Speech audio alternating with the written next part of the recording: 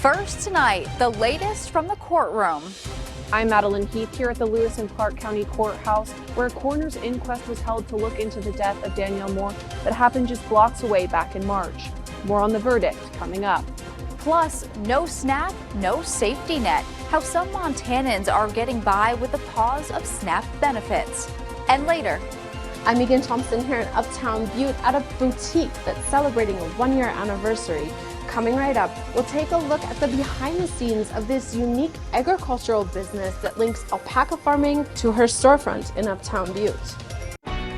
From Montana's news leader, this is the MTN 10 o'clock news. Thank you for trusting MTN for your 10 o'clock news. I'm Hallie Schwannard in for Tim McGonigal. First this evening. After 2 days of witnesses taking the stand and reviewing evidence, the jury began deliberations in the coroner's inquest for the March death of Danielle Moore. MTN's Madeline Heath has the latest. After 2 full days of witnesses taking the stand and reviewing evidence, the jury has come to a verdict in the coroner's inquest for the death of Danielle Moore that happened back in March. 5, the death was unjustifiable homicide is marked. Over the course of the 2 days, the 9-person jury heard from the lead investigator on the case from DCI, courthouse staff, judges, and officers involved. Body camera video from Helena Police Department showed a rapid response to Moore's location after the call came in. The total amount of time from when law enforcement began engaging with Moore to when the shots were fired was 1 minute and 12 seconds. During that time, officers gave orders to Moore, who was arguing with them. Helena Corporal Alex Nimick was heard asking if anyone had a .40, a weapon used for less than lethal force. Who's got 40? Who's got 40? Moore continued to be uncompliant with law enforcement before ultimately reaching for the handgun in her back waistband, where at that moment she was shot by 4 officers. 27 rounds were fired and she was shot 16 times. Her gun was not loaded at the time of her death. All firearms used in the shooting were taken by DCI, and the officers involved were psychologically evaluated in Missoula. Emotions were high for those who testified, tearing up recalling the day, and also for the family of Moore who sat through the inquest. I spoke with Moore's family, and they tell me she had been struggling with significant mental health issues and had been working to get help. They say they hope she can be remembered as a good mom and good person. For the full details on the background of the case, you can visit this story on our website. Reporting in Helena, Madeline Heath, MTN News. It was another windy day today. Peak wind gusts were over 45 miles per hour in a lot of locations, with a few locations along the Rocky Mountain front seeing wind gusts over 70 miles per hour during the day today.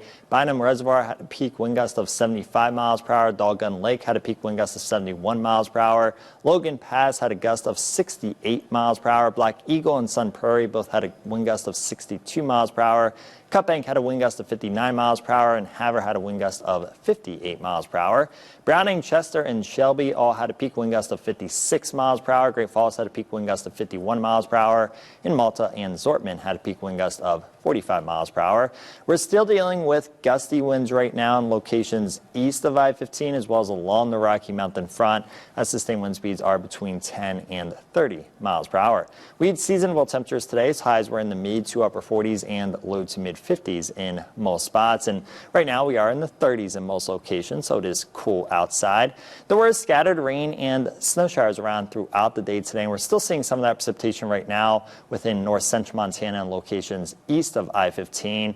And that snow is accumulating on grassy surfaces, but right now road conditions are just wet. But as we head into this weekend, we're going to continue to see precipitation and will continue to be windy. I'll let you know my full forecast in just a few minutes. Every day the shutdown drags on, thousands of Montana families face the same question: what's for dinner? MTN's Jill Valley found 2 women navigating the loss of SNAP benefits who say while fear is real, so is the power of community. Thank you. Kateri Matthews will be able to stock her shelves after a visit to the Missoula Food Bank this week. She is one of thousands of Montanans who have not received any SNAP benefits this month. This is totally unfair.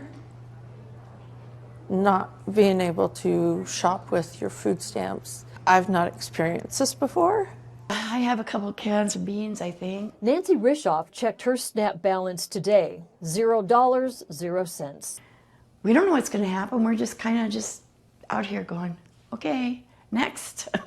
SNAP is like a essential thing for me to have because I'm on a fixed budget. A lot of families are having to dip into other budgets just to eat.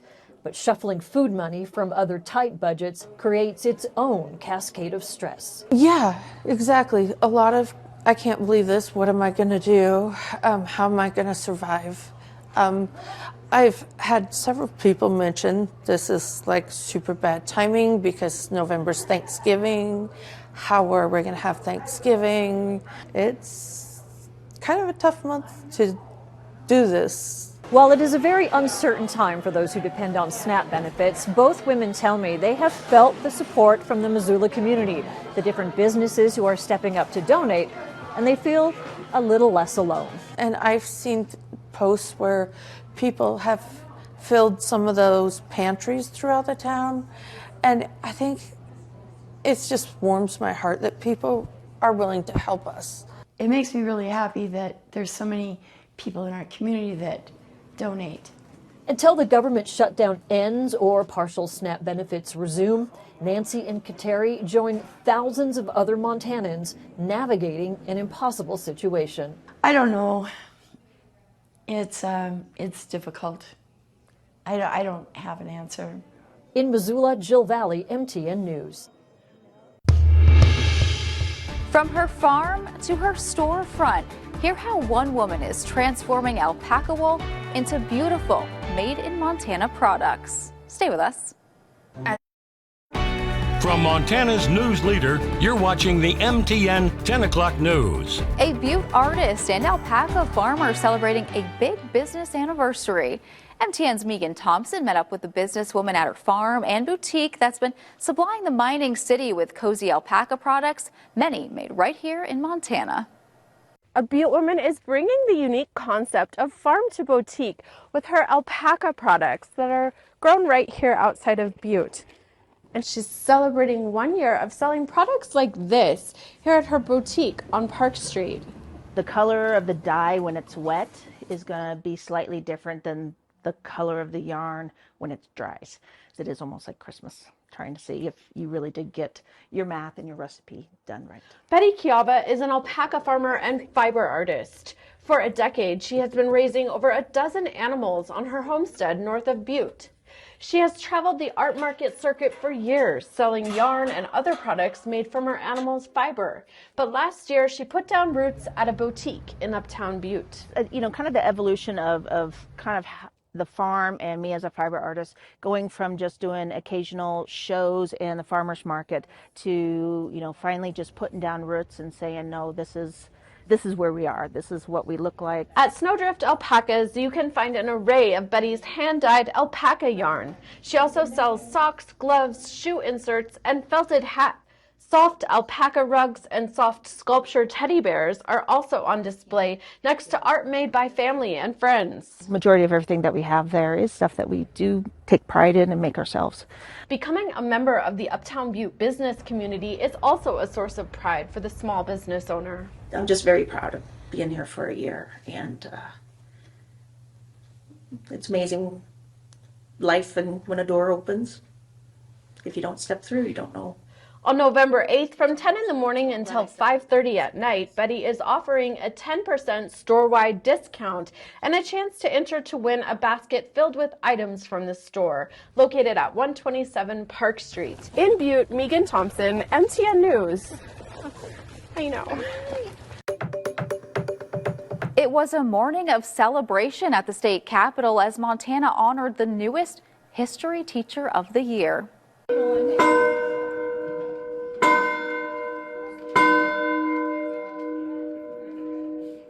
MTN is a proud sponsor of the Centennial Bell Award. This year's honoree, Darla Stone, a fourth grade teacher from Beartooth Elementary in Billings. Stone was recognized for weaving Indian education for all into her lessons and inspiring students to connect Montana's past with their own lives.